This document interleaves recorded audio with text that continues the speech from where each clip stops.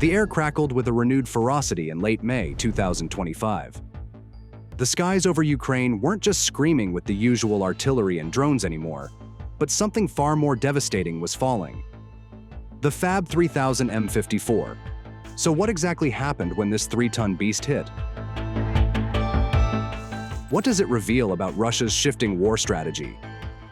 And how is Ukraine coping with these high-tech, high-impact threats? Let's break it down. Fact-based, verified, and carefully analysis about what happened in the Russia-Ukraine conflict.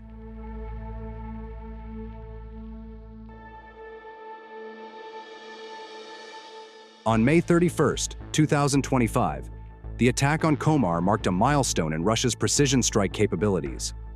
A Su-34 fighter bomber released 4 FAB-3000 bombs from near Tomarivka in Belgorod, Russia.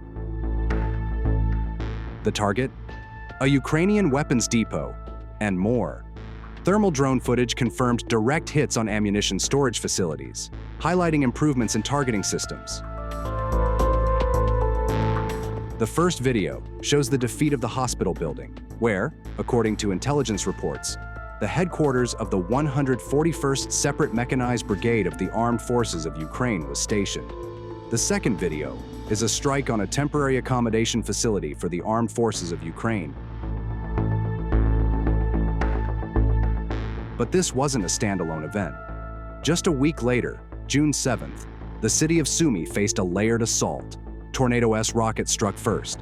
Then, more FAB glide bombs followed. The strategy?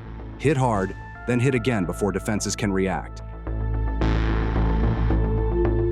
What enabled these precise and far-reaching attacks was a quiet but critical upgrade to Russia's glide bomb technology.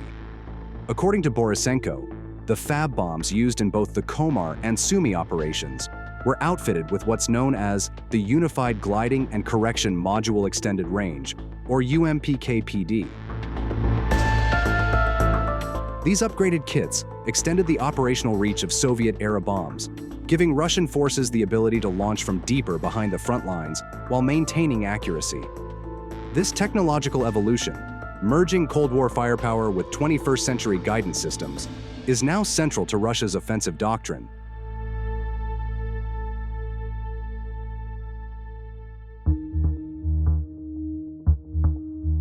To understand the seriousness of this shift, you need to look at how far these bombs now travel and how accurate they've become.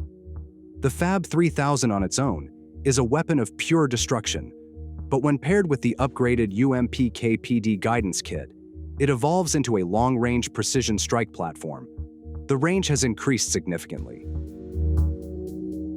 Where previous versions of the UMPK could only glide for 60 to 80 kilometers, the new UMPK-PD allows the FAB-3000 to hit targets up to 95 kilometers away.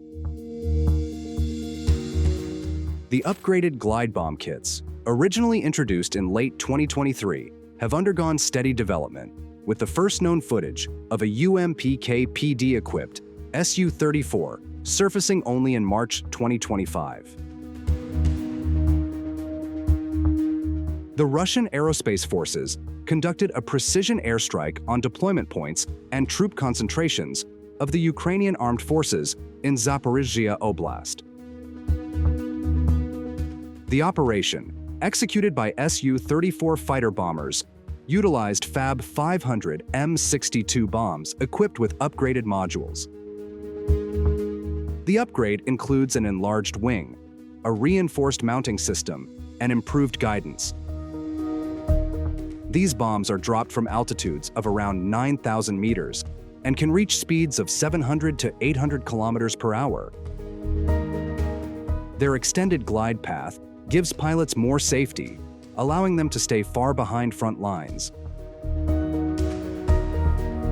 The bombs use Russia's GLONASS satellite navigation system, bolstered with jam-resistant Kometa antennas that help keep the bomb locked on target, even in the presence of Ukrainian electronic warfare. But it's not just about range or speed, it's about the destructive power. A 1,400 kilograms warhead gives the FAB-3000 enough concussive force to collapse buildings even without a direct hit.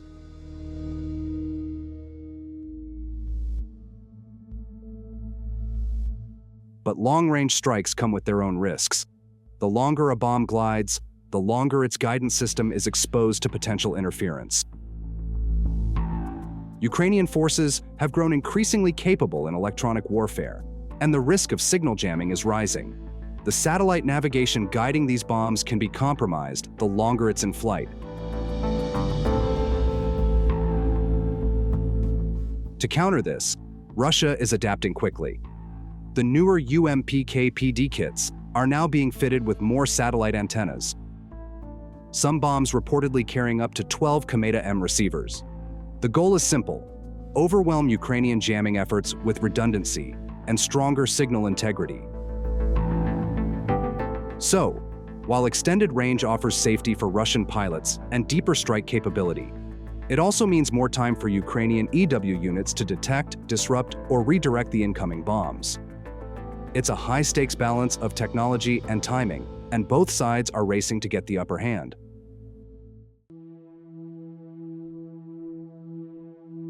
Why are glide bombs becoming a problem? Let's review a little about this glide bomb to remind you. CABs are mostly upgraded Soviet-era bombs weighing 500 to 3,000 kilograms, equipped with the munition guidance module. This module consists of bomb wings, which extend the bomb's range, and a GPS navigation system, which is responsible for its accuracy. The answer is frustrating but clear. These bombs are launched from beyond the reach of Ukraine's current air defense systems.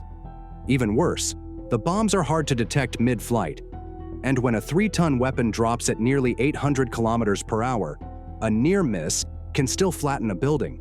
However, we have discussed the innovation found by the West to reduce the impact of this bomb by using early warning aircraft produced by Saab and combined with the Patriot air defense system to detect bomb-carrying aircraft so that Ukraine can act quickly by shooting the aircraft before the bomb is released. But the problem is that this strategy has not been used, and its effectiveness has not been proven. Meanwhile, Russia continues to successfully launch air attacks using this bomb. Ukraine is learning fast, but the cost is high. Ukraine is trying hard to learn everything about these glide bombs to reduce their impact in the future. Apart from all this, the public are wondering, was this massive strike Russia's response to Ukraine's Spiderweb operation? It's hard to say for sure, but the message is clear. Russia will respond aggressively to any perceived threat on its territory. Thanks for watching.